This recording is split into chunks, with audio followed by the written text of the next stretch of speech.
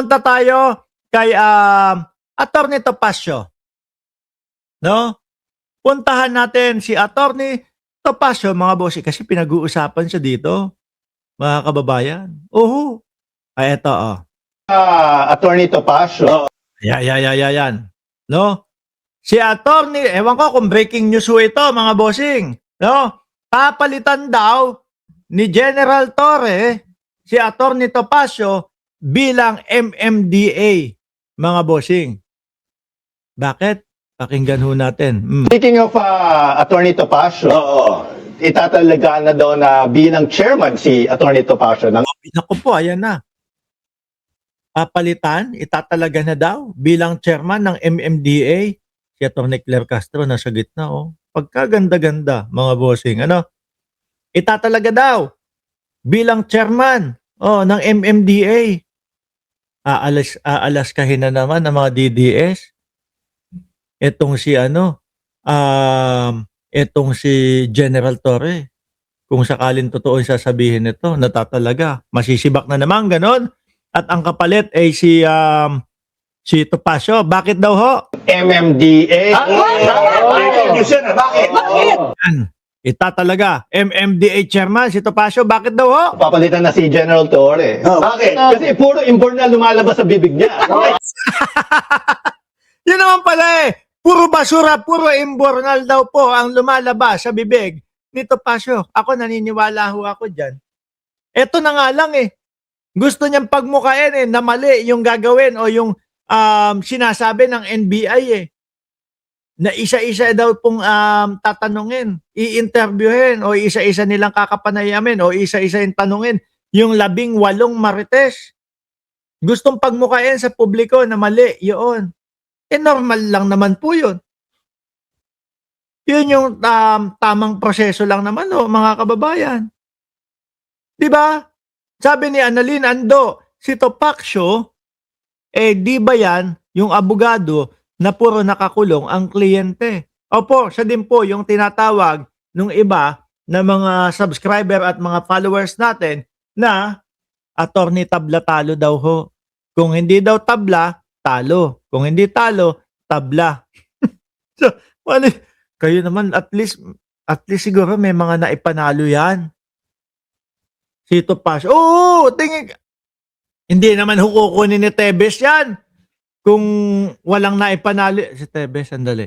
Nakakulong yun. Hindi pa tapos yung kaso pero nakakulong. Isa-isahin nga natin. Baka may mahugot tayong panalo ni Topacio. Cedric Lee. Tsaka kay Denise Cornejo. Talo ata yun. Ang hatol ho yata dun, habang buhay na pagkakakulong. Di ba tama ba ako? O hindi naman? Hindi naman ganun kalala. Pero talo yata yun. Denise Cornejo at Cedric Lee. Talo. Si Buloy. Hindi pa talo yun. Pero nakakulong si Kibuloy. Sandali. Si Mayor Alice Go. Talo din pala yun. Habang buhay, na pagkakakulong din yung nun. Hindi, si Cassandra Leong na lang. Hinahanap pala ng batas. Mukhang ang ending din ay kagaya nung hatol kay Alice Guo habang buhay. Sino? Attorney Topacio, imbitahan ka nga namin dito. Paliwanag ko mo, isa-isay mo yung mga panalo mo. Kasi wala akong alam eh. No, hindi, para fair lang po mga kababayan. At least mabalanse ho natin. 'Di ba? Para kay Attorney Topacio, wala ho talaga ako alam. Yung mga talo at yung mga si Tebes, wala din, nakakulong din. Mga ongoing pa, yun yung mga alam natin. Nagiging hard-hitting na si Prof. Hard-hitting si Prof. Joke lang daw yun, napapalitan si General Torre, mga bossing. Meron pa, ang dami nilang banat diyan. Kinukulata nila si Topacio. Ito pa po, para kay Sara daw. Kay Sara ba to? Ito. Bakit? Dalawa na kasi na ikanal niya. Ano daw? Ito kasunod. Atras. Baka hindi mo na maging kliyente yan. Si Yusek na yan. Teka, tao sila lahat dito, Pasyo. Si Atty. Claire babanat. Oh, Atty. Claire. Ge, banat. Juan, nakita mo na ba yung kanyang billboard sa city? Oo. Ayan. So, tao sila dito, Pasyo. Bakit? Sa pababaan ng standard. Putik na yun, oh. Ano yun? Parang gustong sabihin na ka-level ni Marcoleta. No? Kung si Marcoleta ay pinakamababang uri ng abogado, Topacio naman daw pababaan ng standard. Kung sa bagay, sa mga nakikita nating mga sinasabi ni Topacio, mga bossing, lalo na doon sa ngayon sa 14 na Marines. Di ba? Doon sa 14 na Marines, mga kababayan, na hindi sila papayag at hindi naman makatarungan o gustong pagmukain na illegal yung hindi sabay-sabay na pagtatanong. Sa bagay, maituturing na mababang standard ng bilang abogado.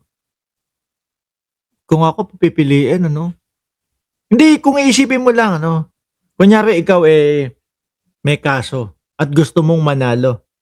Tapos, may pera ka na pambayad. May pera kang pambayad. Nasa listahan si Topacio doon sa mga pwedeng mong kunin.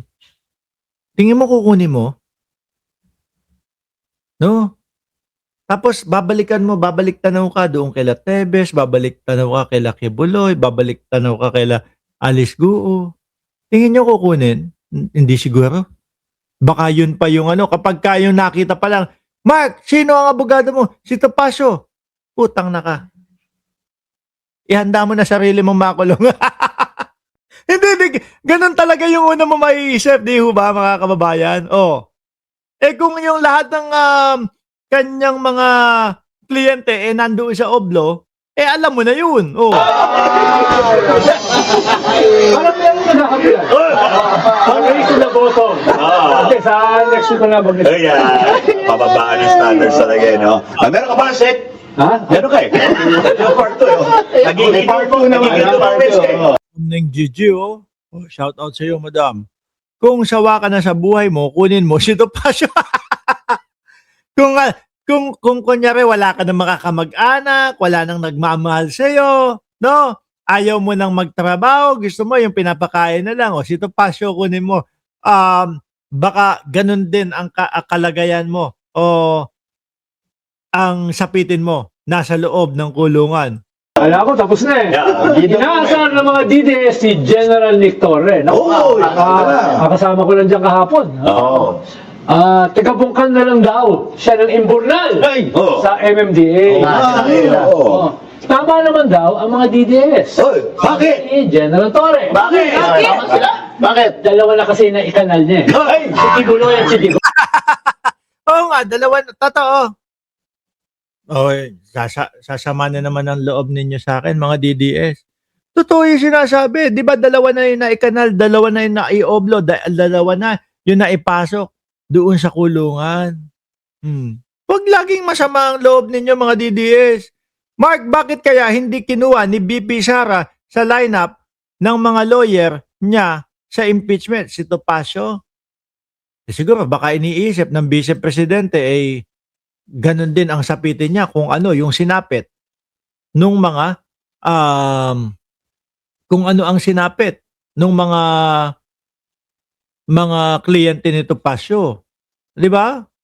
Miski ikaw naman iiwas ka kahit close na close ka diyan sa mga yan ngayon ito pa Pa-apply na maging presidente sa 2028. Vice Presidente naman yata to Medyo baka kailangan mong ayusin yung iyong mga proposal. Dahil baka mabanatan yan ni Michael Pahat. Ni Alan Herman.